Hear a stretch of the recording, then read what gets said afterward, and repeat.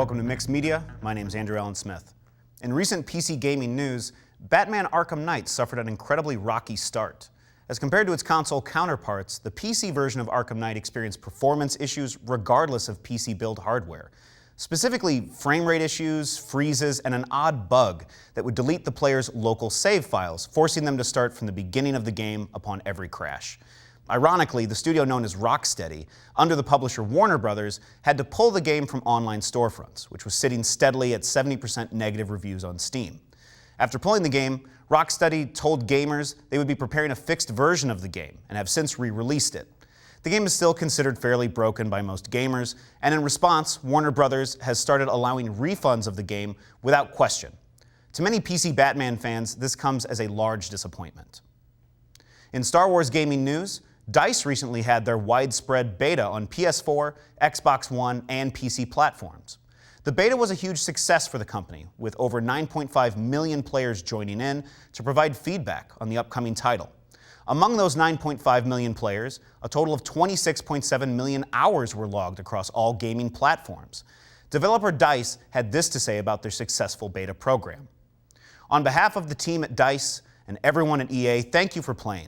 We hope you enjoyed what you played in the beta, which is just a small part of the overall experience. There's a lot more to the game, including all our multiplayer modes and mission types.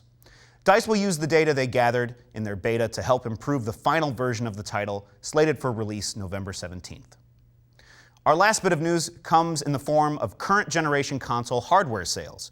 Sony's been incredibly successful so far this gen and continues to outsell Microsoft's Xbox One console. Head of Xbox, Phil Spencer, had this to say about Sony's PS4. "I don't know. They have a huge lead and a great product." This comes as no surprise, as PS4 has sold a staggering 25.4 million consoles. By comparison, Xbox has sold nearly half of that number, sitting around 14 million consoles sold to date. Xbox has managed to make up some lost ground in the recent months since Phil Spencer and the Xbox team had elected to reduce the cost of the Xbox One to $349, making it the cheaper of the two consoles. Sony has since responded and reduced the cost of PS4 from $399 to $349. Closing the price gap to match their competitors. That's going to do it for gaming news. We're going to take a short break. When we come back, I'll be joined by YouTube channel hosts Scott Baumgartner and James Lloyd to discuss their gaming channel. We'll be right back. Getting mad? Take a break. When gaming gets you down, it's time to unplug and do something else. Go for a run. Relax outside. Take a nap. Try to relax. Don't break it, take a break. Visit www.apg.org/topics/anger/control for more information.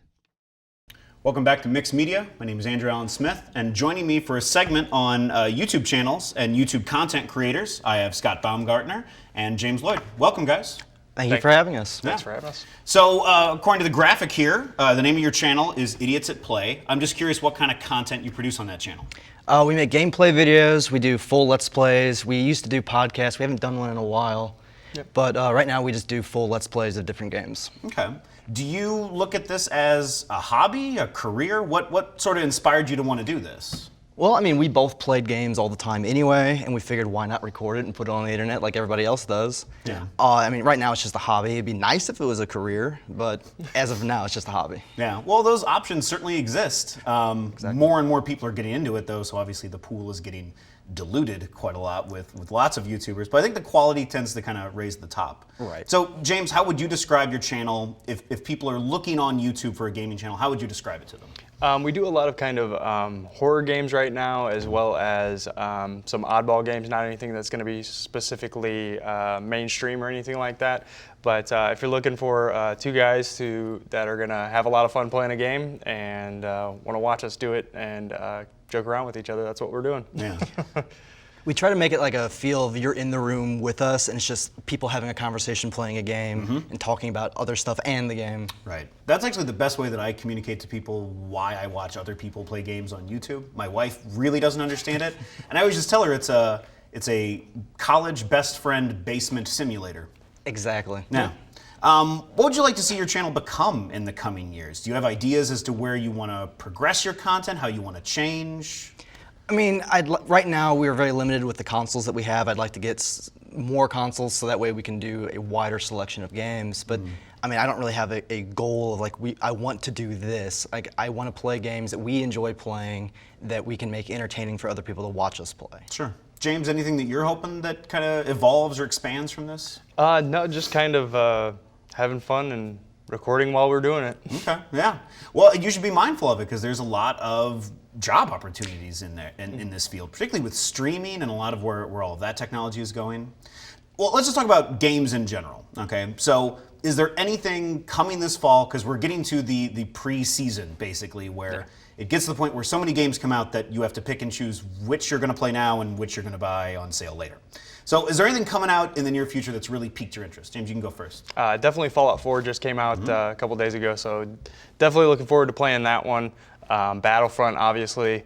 Other than that, I mean, in the future, looking at the new Zelda and stuff like that, that looks like a lot of fun, and seeing what Nintendo's going to do with their new console. Right. Well, yeah, I hope you're not holding your breath for that Zelda game. Because No, they're going to hang pushing on it to off. it until the next console. There's no way that they're going to release it anytime soon. Yeah. We've actually talked about that on our podcast. And I got a lot of people angry at us for saying that, but we predicted it back when they first delayed it. Well, Nintendo fans wouldn't like this intro because it's so incredibly next-gen centric that Nintendo kind of gets left to the side a lot of ways. Right. But in some regard, they're not even part of the mainstream anymore. They're like a boutique kind of console. Which is funny because we're both huge Nintendo fans. Like, Sure. that's our brand, and we're kind of disappointed in like that they've kind of been kicked to the side. I mean, Sure. they still have their games that their people go for. Right. But they're, like you said, they're not even in the competition anymore. Yeah. Well, okay. So speaking of like next gen sort of consoles, because we're there. We keep saying next gen. It's current gen. yeah. Okay. But as we've seen, current gen consoles evolve. You know, Right. things that were on the PS1 when it first came out, you would have never thought that Metal Gear Solid would have come out of that same hardware. Right. So where do you see this sort of next gen going? Is augmented reality going to be a thing? Is virtual reality actually going to be viable for the gaming public? I mean, I know Oculus Rift and there's another one I can't remember the name of, are becoming more and more popular, and I'm seeing a lot of games being developed for it, or games have Oculus support.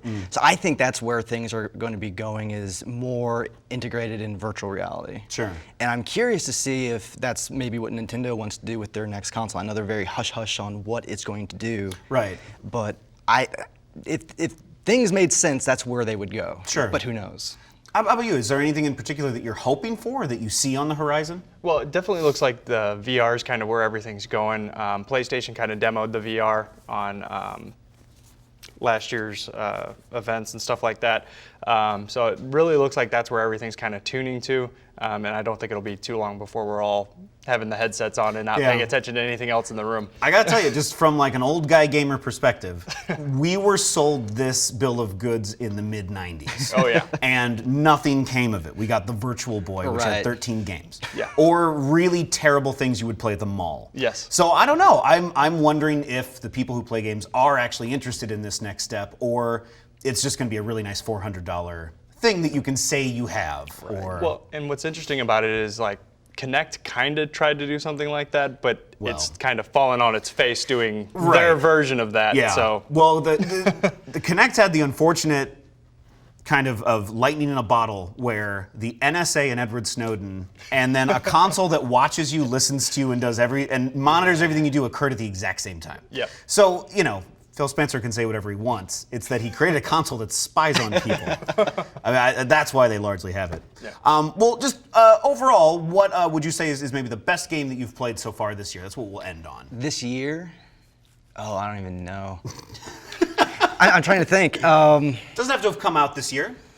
I think probably, I know it came out the end of last year. Bayonetta 2 is probably the best game I've played in a long time. Sure. James, what would you recommend to our viewers? I was very big into Skyrim and all that kind of stuff, and still play it. It's just a ridiculous amount of fun that you can have running around in an open world scenario. Sure. Great.